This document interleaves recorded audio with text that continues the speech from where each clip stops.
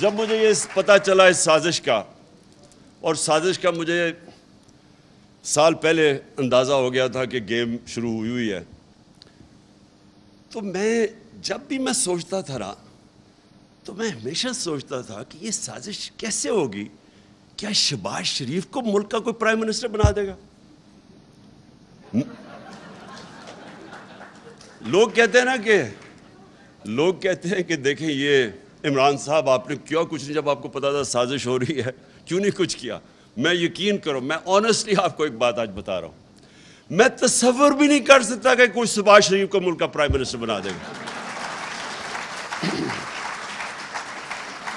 میں نے ایک دن میں نے نیوٹرل سے بات کی،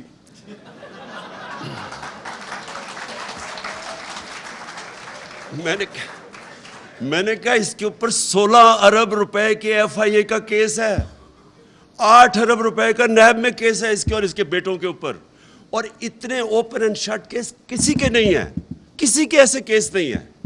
آپ حیران ہو جائیں گے کہ اتنا بلیک اینڈ وائٹ، یعنی نواز شریف کا تو چلے پھر بھی اس نے اپنے نام پہ کچھ نہیں کیا، بیٹی کے نام پہ فلیٹس لیے، اس کا تو ڈائریکٹلی یہ اور اس کے بیٹے امپلیکیٹڈ ہے اس میں۔ اور کسی اور ملک میں 1 سال پہلے ان تینوں نے جیل میں ہونا تھا۔ یہاں میں سوچا، میں نے کہا یہ کوئی سوچ سکتا ہے کہ 16 ارب کے کیسز وہ اور 8 ارب کے نیب میں، اور ایسے کیسز، یعنی اتنا، وہ کہتے ہیں نا نقل میں بھی عقل چاہیے، اتنے بھونڈے طریقے سے انہوں نے چوری کیا ہے کہ اس میں بچ ہی کوئی نہیں سکتا۔ اگر کوئی عام آدمی ہوتا نا، آپ یقین کریں وہ 2 ہفتے میں یہاں اس ملک میں جیل میں ڈال دینا تھا اس کو۔ تو میں اس لیے، وہ کہتے ہیں نا کہ آپ نے تیاری نہیں ہے، کچھ نہیں کیا، میں آخری منٹ تک سوچتا رہا کہ نہیں یہ نہیں ہو سکتا، کہ اس کو نہیں بنا سکتے۔ دیکھیں یہ کیوں فیصلہ کن وقت ہے؟ کیونکہ اب اس سیٹ اپ کو ملک کے اوپر مسلط کرنے کے لیے سارا ملک کے اداروں کو تباہ کرنا پڑے گا۔ اگر یہ جو سیٹ اپ ہے، اس کو لوگوں کو ہضم کروانے کے لیے جو قدم اٹھائے جا رہے ہیں، یہ اصل میں پاکستان کی ڈسٹرکشن ہے۔ کیسے؟ نمبر 1، پارلیمنٹ تو ہوگی تباہ۔ یہ اگر راجہ ریاض پارلیمنٹ کے اندر اپوزیشن لیڈر ہے، آپ سمجھ جائیں کہ اس پارلیمنٹ کی کیا اہمیت رہ گئی۔ ابھی یہ بجٹ پاس ہو رہا ہے نا، وہ راجہ ریاض اگر اس کو اپوز کرے، آپ سمجھ جائیں کہ پارلیمنٹ کی تو ختم ہو گئی۔ ادھر جو پنجاب کے اندر مذاق ہو رہا ہے، جو پنجاب میں مذاق ہو رہا ہے، یہ جمہوریت کی توہین ہے۔ یہ ہماری عدلیہ کے لیے بہت بڑا چیلنج ہے کہ جس طرح کی چیزیں کی جا رہی ہیں، وہ مجرم نمبر 2 اس کو مسلط کرنے پہ پنجاب میں آپ یقین کریں کہ جمہوریت کی پارلیمنٹ کی دھجیاں اڑائی جا رہی ہیں۔ ایک وہ ایوان اقبال کے اندر پارلیمنٹ چل رہی ہے، تو دوسری چل رہی ہے پارلیمنٹ ہاؤس میں، مذاق ہو رہا ہے۔ جو الیکشن کمیشن کر رہا ہے، جس طرح کا اس نے سمپل چیز تھی کہ جیسی وہ جو ریزرو سیٹس جاتی ہیں تو وہ ایک دم ریپلیس ہو جاتی ہیں، وہ الیکشن کمیشن جس طرح کوشش کر رہے ہیں انجینئر کرنے کے لیے حمزہ شریف کو بٹھانے کے لیے، ساری الیکشن کمیشن کی کریڈیبلٹی ختم ہو چکی ہے۔ آج کوئی کسی میں یہ نہ کہے کہ ختم ہو جائے گی، اس کی کریڈیبلٹی ختم ہو چکی ہے۔ ہمیں پتہ ہے وہ جا کے بیٹھتا ہے، وہ شہزادہ اور شہزادی لاہور میں، اور ان کے ایم این ایز آتے ہیں بیٹھ کے، وہ ساری انجینئرنگ کر رہے ہیں۔ جو وہ آدمی بٹھایا ہوا ہے انہوں نے لاہور کے اندر، ایک بریگیڈیئر رانجھا ہوتے تھے جنہوں نے 2013 میں ساری انجینئرنگ کی تھی نون لیگ کے لیے، اور اب جو ہو رہا ہے، اس سے کیا ہو رہا ہے؟ اس سے نقصان صرف پاکستان کی جمہوریت کو ہو رہا ہے۔ جب آپ کی الیکشن کے اوپر اتنا بڑا کوسچن مارک آ جائے کہ جس طرح کی انجینئرنگ سے وہ آپ کوشش کریں 20 حلقے جتانے کے لیے ان کو، یا کسی طرح وہ حمزہ شہزادہ شریف بن جائے آ کے چیف منسٹر، یہ الیکشن کمیشن، جمہوریت کی تباہی، پاکستان کے جسٹس سسٹم کی تباہی، اور جو سب سے امپورٹنٹ چیز جس کی تباہی ہے، پاکستان کی مورالٹی کی، مورل سٹینڈرڈز کی۔ دیکھیں موریلٹی کے اوپر کھڑا ہوتا ہے ملک۔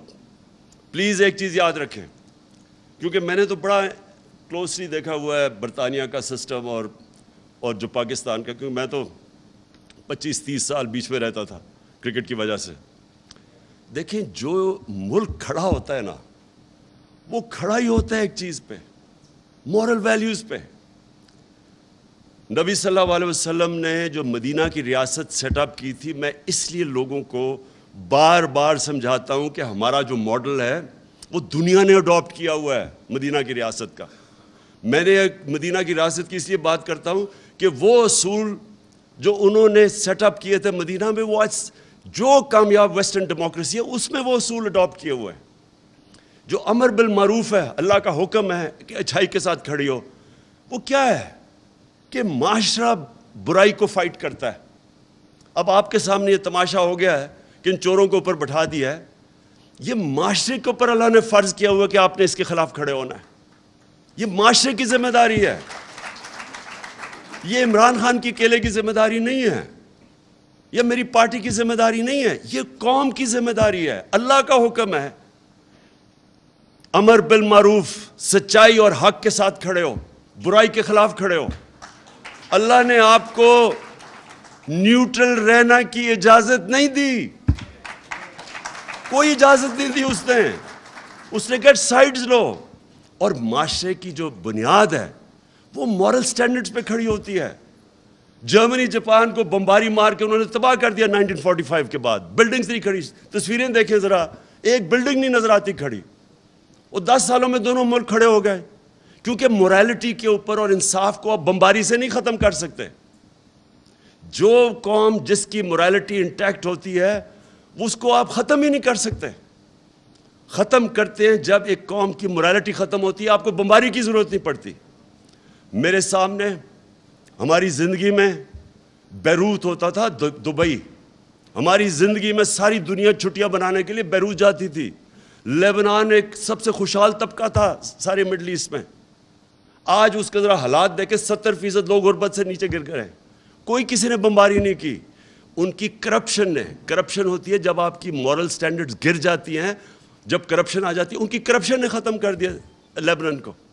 آج وہاں غربت ہے, لوگ چھوڑ کے جا رہے ہیں باہر.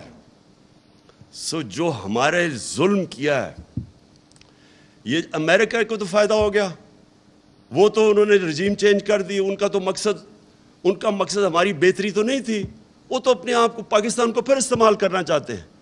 لیکن ہمارے لوگ یہ جو اوپر آ کے بیٹھے ہیں, ان کا مقصد کیا تھا؟ ان کا مقصد اپنی چوری بچانا تھا, جو خرم دستگیر نے کہہ دیا.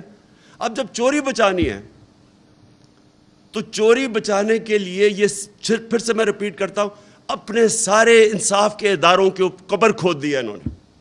جو انہوں نے نیب کے امینڈمنٹس کیے ہیں, اس کا تو سمپل مطلب یہ ہے کہ وائٹ کالر کرائم کو اب پاکستان میں اجازت دے دی ہے.